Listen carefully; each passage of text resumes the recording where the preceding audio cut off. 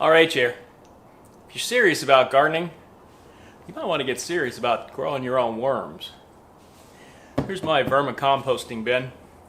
It's none the worse for wear, but I've been using it, it's been 3 or 4 years now. It gives me a lot of worms, about, I don't know, close to 15 gallons I'd say, each spring. So it's just been marvelous. Yeah, I'm just going to go through that, show you how it's built up, how it works, what you feed them. Just kind of a crash course on worms. Feed your worms and they'll feed you.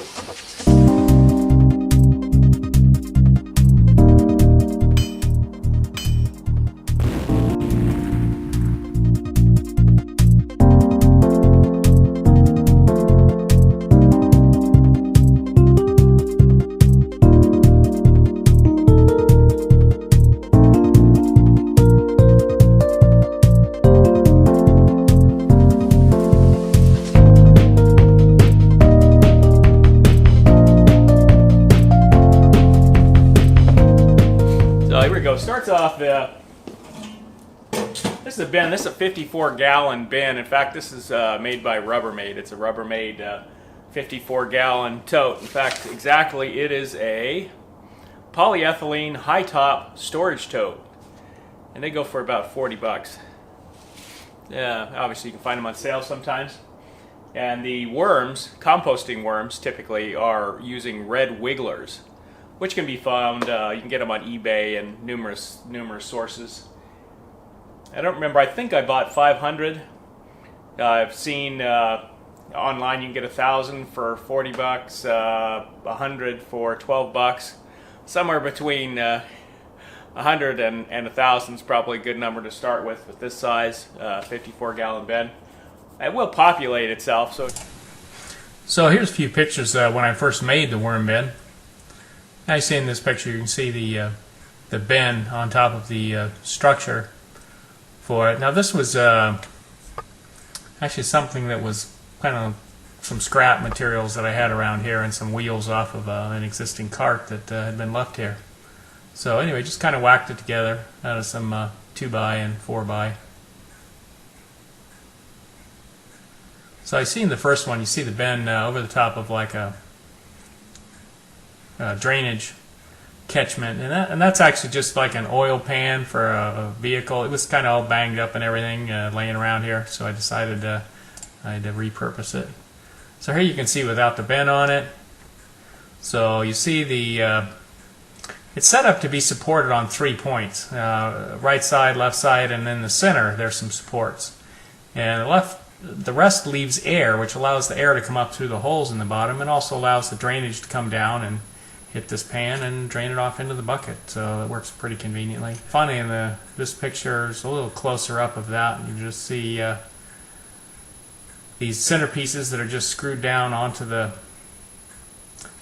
through that pan to the wood down beneath. Now the tote itself, you can see we've drilled numerous holes all through it. You can see a ring around here at the top, and then the very bottom of it also has holes distributed all throughout it. And here's the lid. These are a little larger holes in the lid. These are 1/8 of an inch holes. Around the sides, I've used 3/32. Just want something that 1/8 is maybe a little large. Your worms can crawl out through it. 3/32 is pretty nice. You want excess water to be able to drain off of it. And I'd suggest you have it on some kind of a platform up off the ground. It's going to keep it warmer. Prevents any critters, if you happen to get critters in your area. But it makes it a lot easier for you to get in and not have to be bending down all the time. So basically it's really as simple as getting a bin, drilling the holes in it, mounting it on some kind of a platform, and filling it up, getting your red wigglers. Now you can fill it up. You want to start with something, basically you can get some kind of a bag of compost or any compost you're using for your garden to start it out with. You can read cheap compost. Yeah, it's basically going to get something in there and then start feeding him and putting in bedding material, shreds.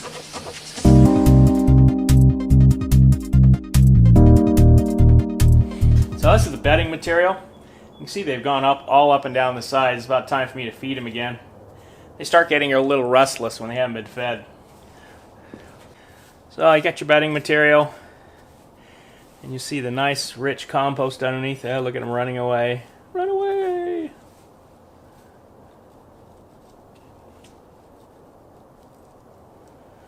And you got this thing's got plastic tongs, and you can still damage some worms in there, so try to be a little gentle here. But they'll actually digest the paper shred materials. Now in paper shreds, don't put any gloss paper. You'll get organic paper. No, it's just normal paper, office kind of refuse paper, but no credit card shredded up in it. No, some of the advertising, the glossy advertising, don't use those because they might have some chemicals and things in them. So I stick with a fairly clear paper, clean. It can be different colors.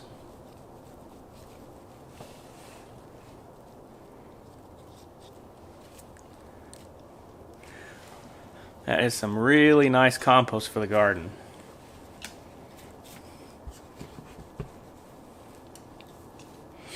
So basically you're going to start out with some kind of a compost dirt material. You can use regular soil from your garden. I just don't have a lot of soil, extra soil to spare, so it's easier for me to get a little bit of compost and use that. Be cautious though, a lot of compost has gnat larvae in it, and I think that's what happened to me when I first did this. And they're really oh so yummy.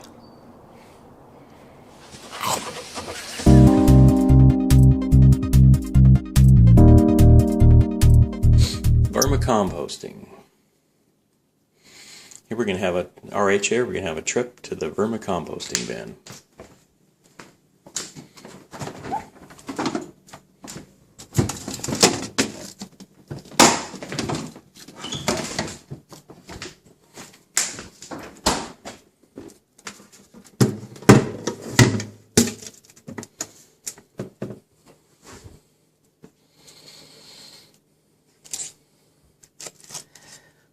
Can I cut this up one-handed? Normally I fold them over and do a whole bunch of things to cut them up. This won't be as good a cut-up job.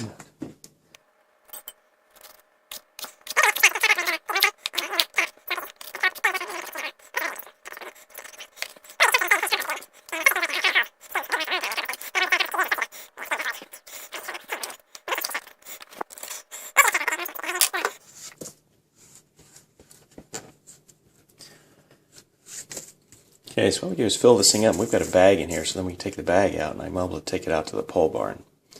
And I'll first be taking it out and putting it in the freezer. Okay, we're heading out with our kitchen scraps. Found that really reduces the problems with gnats and such if I freeze the material. Now we're going to pop it open, and I'm going to feed them. Food I usually microwave.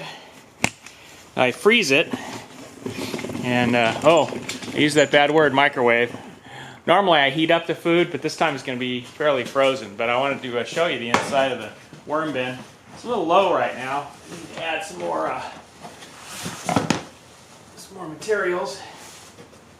I never got it filled back up from before, but I usually I'm going to put in some more other compost. But let me just pull up a spot here. Now this is the bedding material. I use my shredded paper. In my work, I have to use some paper for drawings and things. What I'm going to do is pull this up a little bit. I try to be gentle. So I don't know if you can see the worms in that. Well, I try to just go right around the edges. I kind of have to dig into it in order to feed them. Still a lot of worms in there.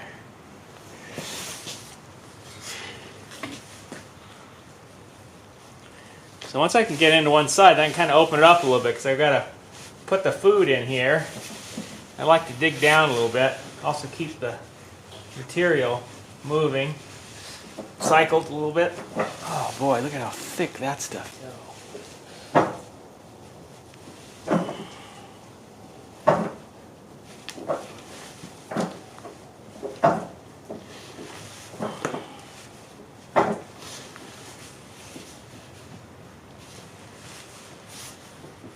And undoubtedly you're going to probably kill a few worms in the process. I just don't know how else to do some of it. There. Okay, so I got a nice trough there. Now the food here are just chopped up kitchen scraps. There's a lot of chop up the banana peels pretty fine. This orange peels didn't get chopped up very well, but then still pieces of, you know, lettuce or little vegetable scraps. We don't we don't eat meat, so we don't have other stuff that gets in there. This is just strictly fruit and vegetable scraps from the kitchen. Pour some of this in. Actually get a little bedding material. They eat this stuff up. They actually eat the paper up. Turn it into compost. They've usually got plenty of paper, so a little bit of that in. Sprinkle in some of the material, like so. A little bit of some soil stuff there. Some more wet, damp bedding material. And you want to keep it so it gets some air in it and get some space. You can feed on one side and then alternate, feed on the other side. That's kind of what I do. I'll feed them about once every couple of weeks, I mean, at best. And what happens actually, many times after I empty it out in the spring, I'll save back a few gallons worth of material with worms in it. The rest go in my garden. And then I actually start having too much kitchen scraps, and I have to do something else with it for a while until they build up in numbers again.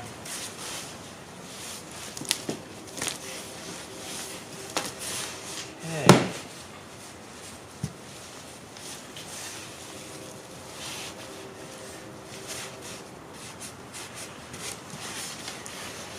Now to prevent the fruit fly problem, that's one of the reasons I freeze and then usually microwave the material, because it kills any of the larvae of fruit flies, maybe in your bananas or whatever else you're putting in there.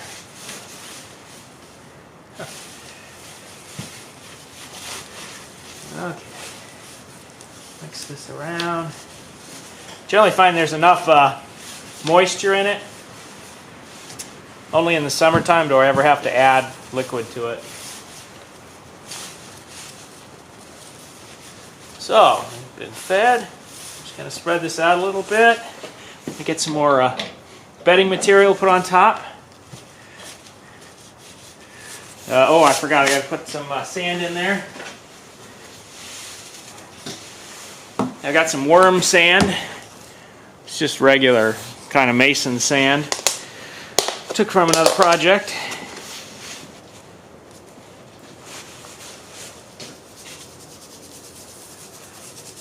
You know, obviously worms use sand to help them digest, just kind of like birds do with grit. So this sand, pretty fine sand,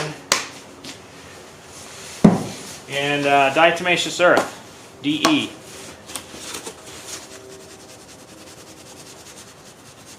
Mix some of that in there.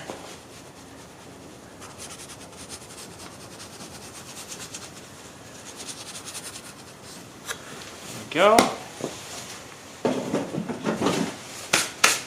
Okay, now throw some bedding in there.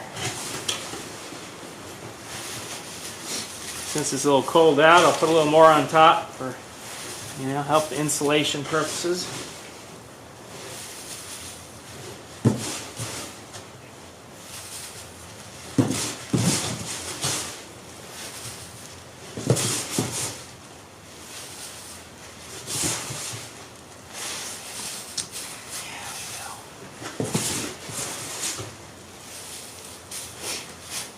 I finally got through this box of it.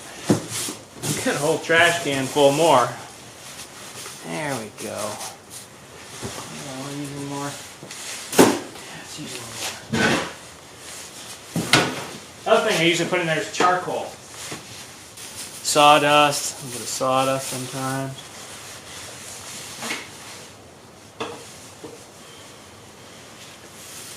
There. Yeah, that's a lot of bedding. Okay, wormies. There's lots of little wormies. Now, the top on her.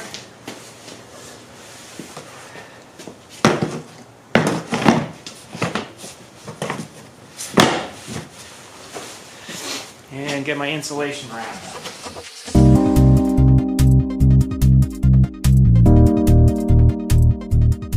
Vermiculture. Vermicomposting. Whatever you choose to call it. Anyway, quickly, one of the things I do is I heat it. I actually usually put some Christmas lights around it and an insulating blanket. I got to put the insulating blanket on here in a few minutes, but first I got to get the water heating system running again. So I just put the water in it. Let me get down and show you what that's about. So down here we've got this tubing has gotten a little stiff. Anyways, this is just a very small aquarium pump. And then we have, so that goes down in there. Now this is a part of a bottle you see sticking up at the top, a plastic container. I think it was like a Clorox bottle. And then I cut some holes in it and then glued it down to the bottom of this thing. So what this does is it allows me to hold, here's the heater, goes down in here. So let's snake that down there. See how it just sits, holds it right at the right spot, and I can set the temperature. It's got a little temperature dial on top. So you can see the flow rate just keeps the water moving. So the water's going to, it's going to hold at a temperature about 82 degrees. And then it pumps it through the bottom of this, and there's quite a bit of material in here. Now the worms can decide if they want it warmer, they can go down near the coils. If they want it cooler, they can go up near the top. So it kind of gives them their choice about what they want to do. I kind of take the same approach with the food. It's worked out well. I'll put the food in an area and they can go to where more food is, or, you know, more bedding or whatever they want. And the worms are just, they just grow like crazy. The more food you put in, the more little wormies you have. So here's the lid, and I've cut a slot in it. And this kind of helps insulate it, and there's some bubble wrap on the outside of it for some insulation. Gonna work this around it.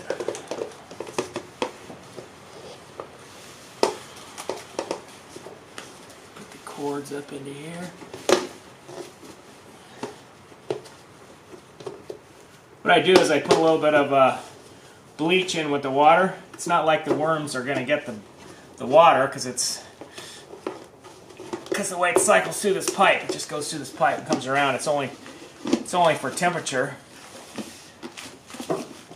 But you know, you want to keep the water from getting algae in it. There we go. Okay, now trick to get this thing slid underneath there now.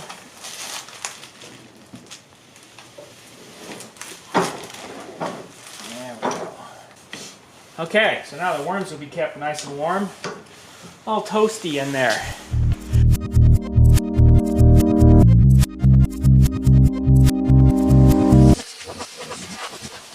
All right, wrap this around the outside. This is sometimes a little tricky.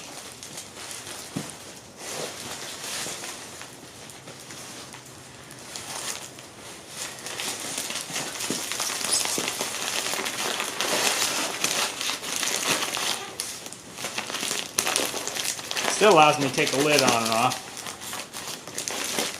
Get it positioned correctly.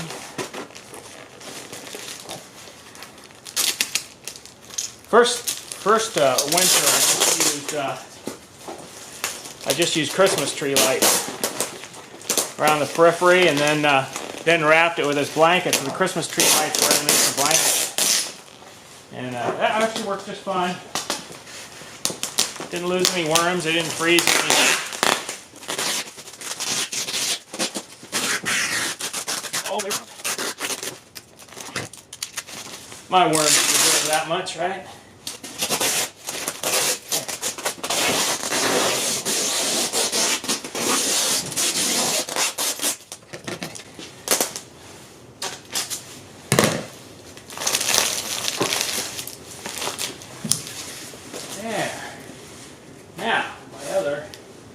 insulating material.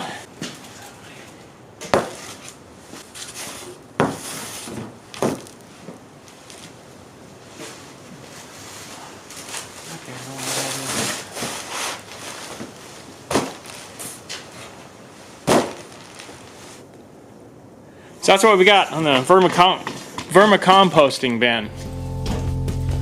Well, I hope you enjoyed our worm food section today, and you'll get started on your own vermicomposting bin. Yeah, look back. We have another videos on gardening. And we have a number of videos coming up. So stay tuned and happy gardening. RH here. Hasta la Projecto. Don't forget to subscribe, set your notifications so that you're alerted when new videos come up, and please comment. We appreciate it. RH here. Hasta la Projecto.